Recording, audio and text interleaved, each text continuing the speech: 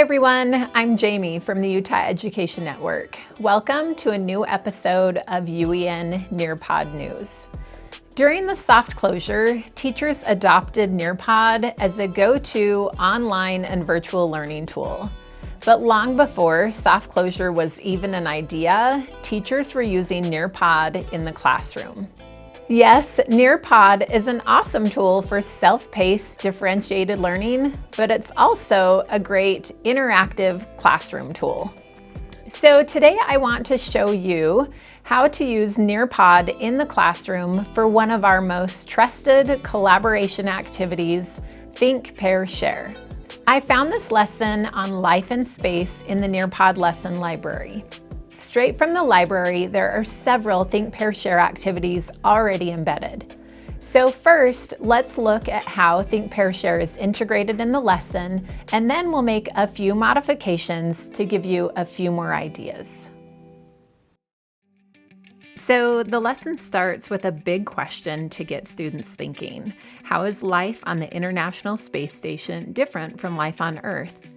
Then students do their first activity where they activate prior knowledge by drawing 3 things that come to mind when they think about outer space.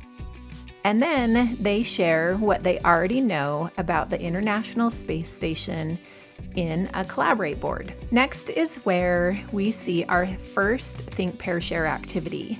In this TPS, students ponder what it would be like to live in the International Space Station before pairing up with a partner to discuss their thoughts and then sharing their thoughts with the class. This first TPS is simply just a slide in Nearpod that helps the teacher pace their lesson and reminds them that this is where they wanted students to collaborate.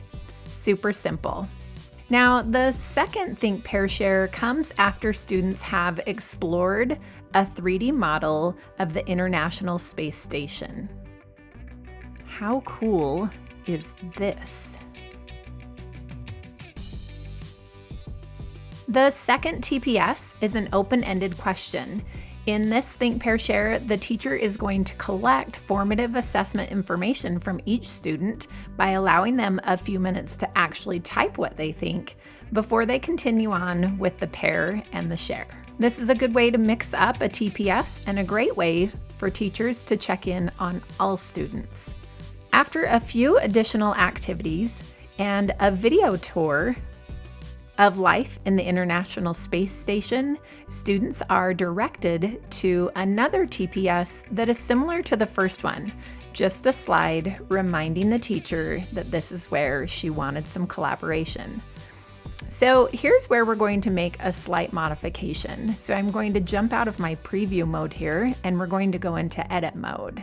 Instead of just having a regular Think, Pair, Share right here, I'm actually going to delete this slide and I'm going to add a draw it activity right here instead.